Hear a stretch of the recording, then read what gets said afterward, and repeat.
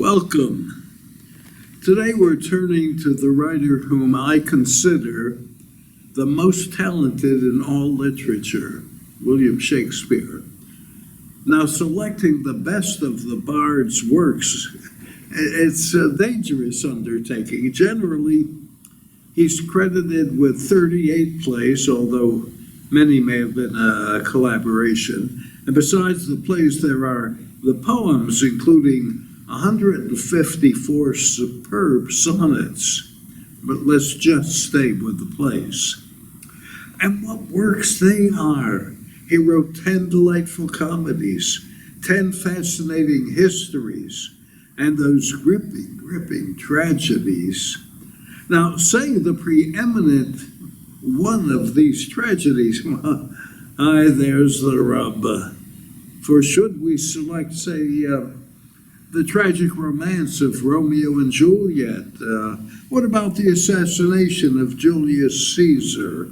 The sly machinations of evil Iago in Othello, the Moor of Venice? Or the foolish choices of King Lear, the sly undoing of wicked Macbeth? For my mind, towering over all of the bard's works is the preeminent tragedy of Hamlet, Prince of Denmark. But as the French expression says, chacun a son goût, to each his own taste. So you may choose yours, and I choose to choose mine. So on with the asides, jests, and soliloquies. Not all of these, just a select few. A reminder here, Denmark's king died, and the state is now ruled from the palace at Elsinore.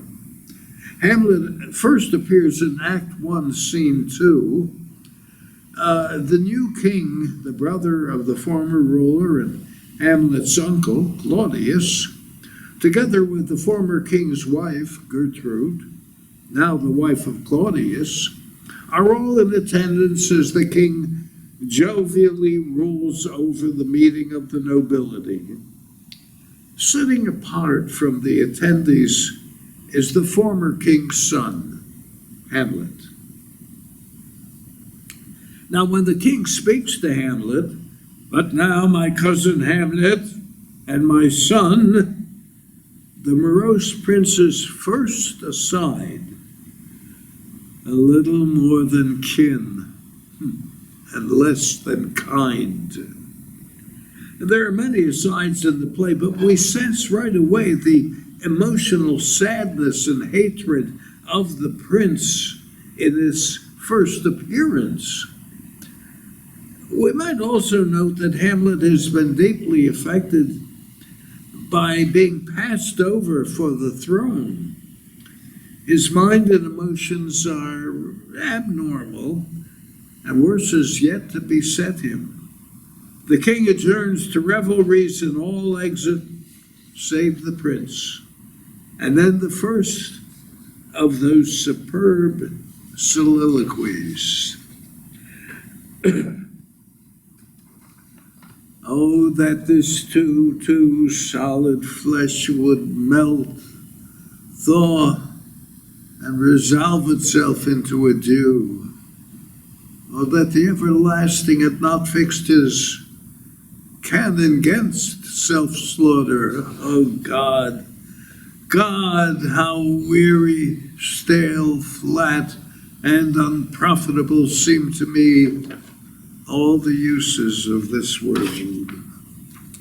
The morose tenor continues with the comparison of Hamlet's father to the new king, Hyperion to a satyr, a half man, half goat, given to lewd and lascivious behavior, and that's the new king.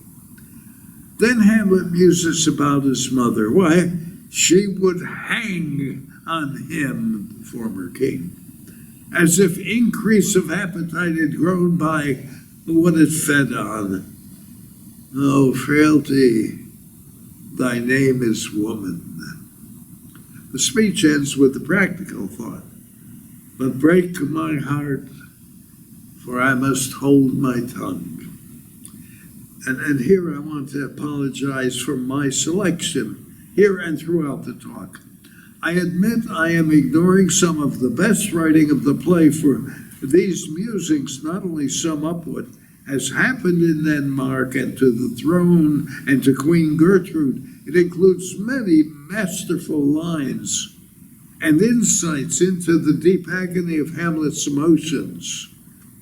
But time constraints here must be observed, or we would not have time for all the brilliant works of the masterful bard and his Prince of Denmark.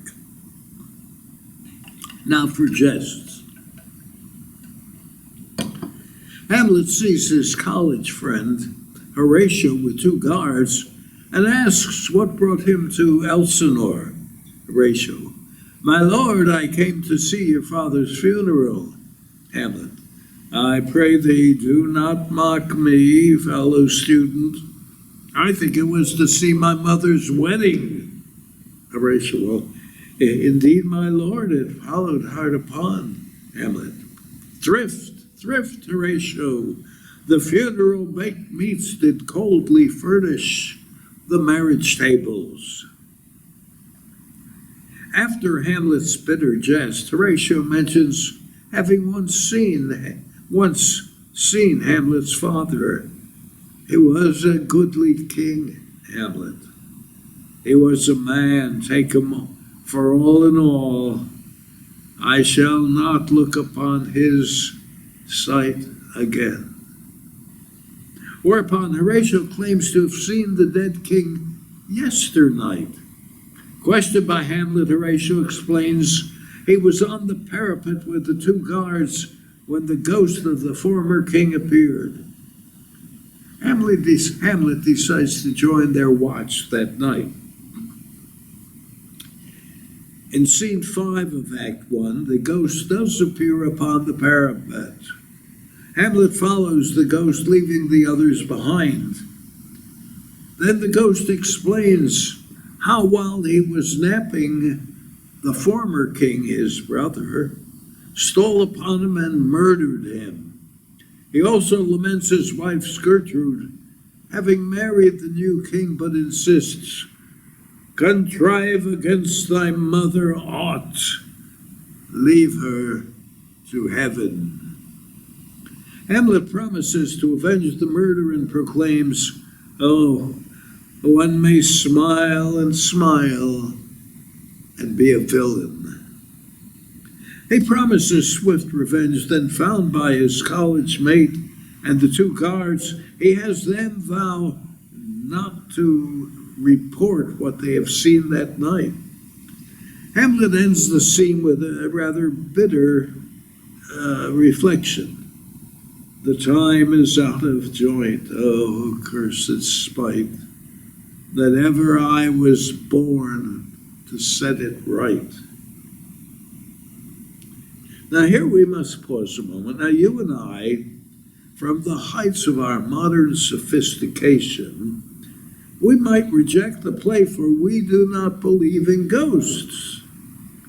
But consider Hamlet. He was already bitter about being passed over for the throne by the king and his mother's hasty marriage. But in a state of mind, perhaps he has imagined the ghost who spurs him on to the vengeance that he already was seeking when he first bitterly spoke those hateful words, "a little more than kin and less than kind." In Act 2, Scene 1, the somewhat addled advisor Polonius is told by his daughter Ophelia that Hamlet appears insane. Polonius vows to report this to the king. In Scene 2, we meet two former young friends of the prince, Rosencrantz and Guildenstern, who now vow loyalty to the king, Claudius. Polonius comes to advise the royal couple of Hamlet's madness. And when Hamlet appears reading a book, the royals hide behind the curtain while Polonius speaks to the prince. "How does my good Lord Hamlet? Do you know me, my lord?" "Excellent, well, you are a fishmonger." Polonius. Oh, no, not I, my lord."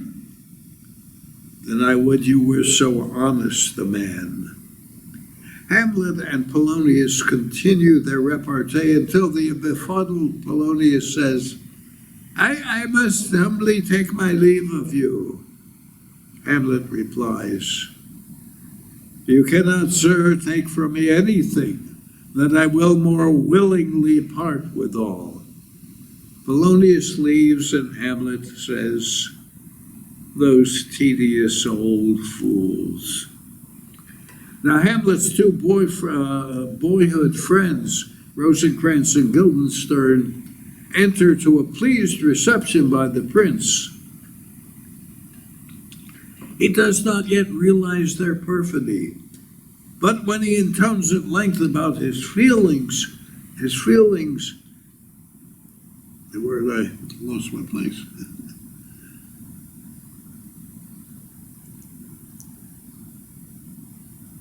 He intones at length about his feelings with these lines. "No man does not delight me, no, nor woman neither, though by your smiling you seem to say so." See, the loyalties of the two friends is just beginning to surface. But now they tell Hamlet the players have arrived, an acting company, followed by Polonius. Hamlet urges the courtier Polonius that the players be well used, and Polonius promises, "I will use them according to their desert." And Hamlet replies, "Use every man after his desert, and who shall escape whipping?" Left alone, Hamlet laments, "Oh, what a rogue and peasant slave am I." In a lengthy and brilliant soliloquy, Hamlet decides to use the players as they entertain the court. "The play is the thing wherein I'll catch the conscience of the king." We now come to what is regarded as the best of the many impressive soliloquies, to be or not to be. For Hamlet in his dark mood is contemplating suicide. To be or not to be, that is the question. Whether 'tis nobler in the mind to suffer the slings and arrows of outrageous fortune, or to take arms against to save troubles and by opposing end them, to die, to sleep no more, and by sleep to say we end the heartache and the thousand natural shocks that flesh is heir to. 'Tis a consummation devoutly to be wished, to die, to sleep. To sleep, perchance to dream, there's the rub. For in that sleep of death, what dreams may come when we shuffled off this mortal coil? What makes calamity of so long life?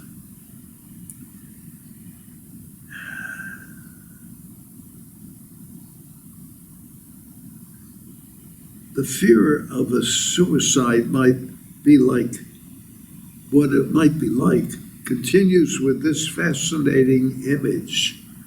When he himself might his quietus make with a bare bodkin. Bodkin, two meanings. Dagger, of course, but also knitting needle. You choose.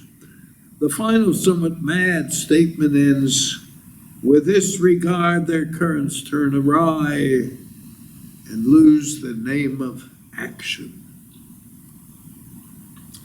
By the time the prince begins to realize the duplicity of Rosencrantz and Guildenstern, much has transpired.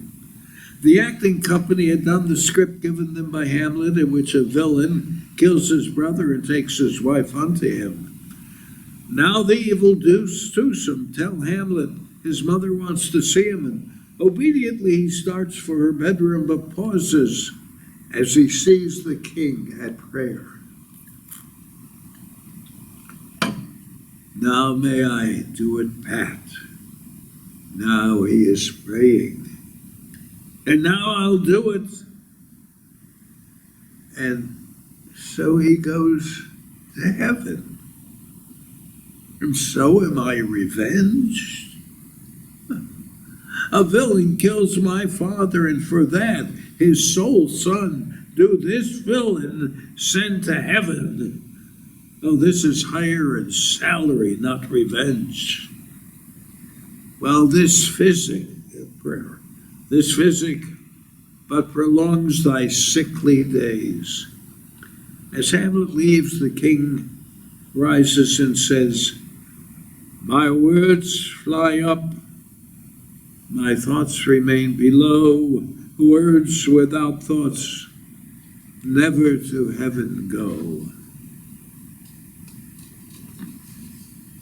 Hamlet has gone to see his mother, Queen Gertrude, who greets him scathingly.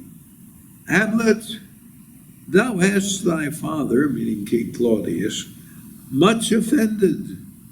Hamlet replies, mother, you have my father much offended. Hamlet becomes aggravated until the queen becomes frightened of her agitated son and calls, thy wilt not murder me, help, help, ho. Now, unknown to Hamlet, hiding behind a curtained closet in the room is Polonius, who would advise the queen what to say to her son, and he now echoes her, what ho, help, help, help. Hamlet throws his sword and stabs through the curtain, killing the hidden advisor. Gertrude recoils, oh me, what hast thou done? Hamlet says, I know not. Is it the king? Gertrude chastises her son for this rash and bloody deed, and Hamlet responds, a bloody deed, almost as bad, good mother, as kill a king and marry with his brother. Finding it is Polonius behind the curtain, Hamlet says, thou wretched, rash, intruding fool, farewell, I took thee for thy better.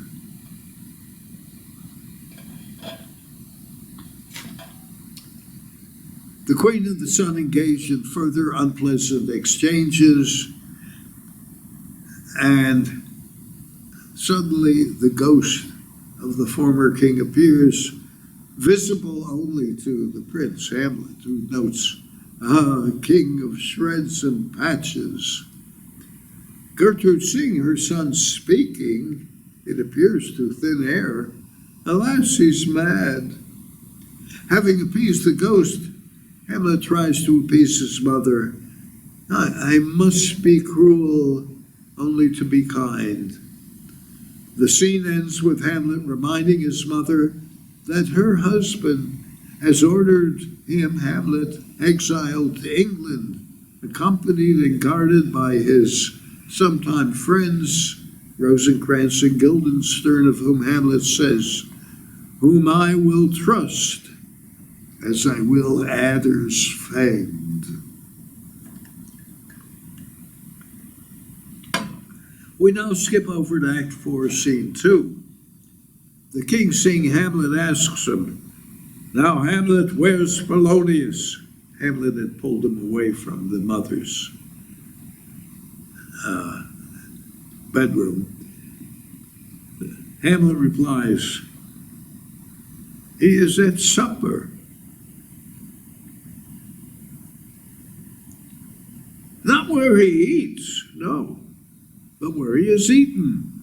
A certain convocation of politic worms arena at him. Hamlet rattles on. The impatient king says, "Alas, alas." The prince continues, "A man may fish with the worm that hath eat of a king, and eat of the fish that hath fed the worm." As their exchange draws to a close, the king insists, "Where is Polonius?"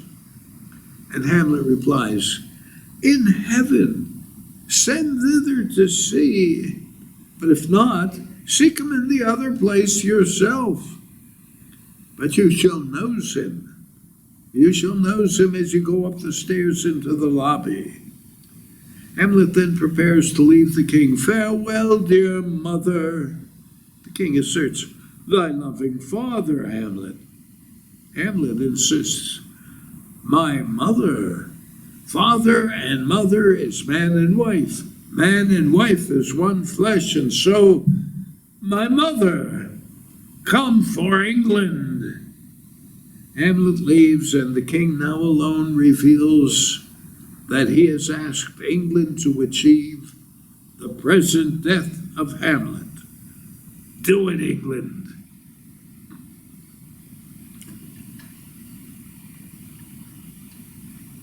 And so Hamlet, escorted by his false friends, Rosencrantz and Guildenstern, makes his way toward England. But at this point, Hamlet is fully aware of the duplicity of the two and realizes he's more their captive than he is their companion. Left alone after seeing troops marching, he soliloquizes, "Oh, how all occasions inform against me and spur my dull revenge. What is a man if his chief good and market of his time be but to sleep and feed?" He recognizes and realizes he's not carried out the revenge. "From this time forward, my thoughts be bloody or nothing worth." We're at Act 4, Scene 5. Now, while the prince and his escorts make the way toward England, well, much happens at the court at Elsinore. Perhaps the most significant event is the death of Ophelia. Abused by Hamlet, used by her father to please the rulers, Claudius and Gertrude, she becomes insane, and this results in her drowning herself. Then her brother Laertes has returned to Elsinore, bent on avenging the death of his father, Polonius. The clever King Claudius manages to soothe him and promise him redress. Subsequently, upon news of Hamlet's return, the king and Laertes plot a duel between the aggrieved young man and the errant prince. In the next scene, next act, I should say, Act 5, Scene 1, Hamlet is sent for his true friend, Horatio, and the two come upon a gravedigger referred to in the play as a clown. Hamlet says, "Whose grave is this?" "Mine, sir." "I think it be thine indeed, for thou liest in it." The clever twosome exchange many similar comments. One clever statement occurs when the clown, not knowing that this is Prince Hamlet, the clown mentions that the prince has been sent to England, and his madness is no great matter there. Why? "Well, there the men are as mad as he."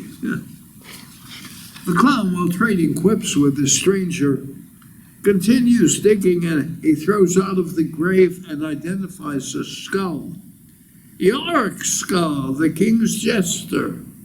Hamlet picks up the skull. "Alas, poor Yorick. I knew him, Horatio. He was a fellow of infinite wit, of most excellent fancy." Continuing his remarks, Hamlet asks his friend, Does think Alexander the Great looked on this fashion in the earth?" Horatio says, "E'en so." Hamlet, "Oh, and smelt so bad." He puts down the skull. Then a funeral procession begins approaching the grave, so jests are put aside. A priest leads the way, but the grave is for a suicide, and the priest is not anxious to do much for this outcast, this Ophelia. In an unpleasant exchange, Laertes refers to the priest as churlish priest. Now, my aside. More than 60 years ago, I was the stage manager of the play's performances at Columbia University. I also took several small parts, including that of the churlish priest. When the corpse is placed in the grave, the queen scatters flowers, saying, "Sweets to the sweets, farewell." Whereupon the poor girl's brother, Laertes, leaps into the grave, and Hamlet has come to realize whose corpse is being interred. He proclaims, "This is I, Hamlet the Dane," and he too leaps into the grave and leaps alongside Laertes. The two grapple, and the king commands, "Pluck them asunder." Now Hamlet speaks somewhat soothingly to Laertes, culminating with, "Let Hercules himself do what he may. The cat will mew, and every dog will have his way." In Act 5, Scene 2, Horatio are in the castle. The prince proclaims, "There's a divinity that shapes our ends. Rough hew them how we will." And he tells his friend that he managed to get the letter asking that upon receipt, the English king will execute the Danish prince. The prince takes away that missive, and in its place leaves with the duplicitous couple, Rosencrantz and Guildenstern, a letter imploring the English king that upon retreat, quote, he should the bearers put to sudden death, not shriving time allowed, shriving a final confession to a priest. The kindly Horatio intones, so Guildenstern and Rosencrantz go to it. And responds, "Why, man, they did make love to this employment. They're not near my conscience." A few moments later, Hamlet makes his first and only lament about King Claudius. "He that hath killed my king and whored my mother popped in between my election and my hopes." First and only time he mentions being passed over. The men are now approached by a court jester, young Osric, one of those obsequious types who frequent the court, or White House, of one in power. Hamlet implores the man, "Put your bonnet to its right use, 'tis for the head." Osric notes, "'Tis very hot." Hamlet, "No, believe me, it is very cold." "It is indifferent cold, my lord, indeed." "Methinks it is very sultry and hot for my complexion." Osric, "Exceedingly, my lord, it is very sultry." The garrulous courtier then begins launching into a message for Hamlet, who interrupts him, "I beseech you." Whereupon Osric puts on his hat and at last delivers his message. Hamlet and Laertes should engage in a demonstration of their skill and a duel with epées. It's a blunted sword so that the end will not harm a person. The court fills most notably with Laertes, courtiers, and the king and queen and Horatio.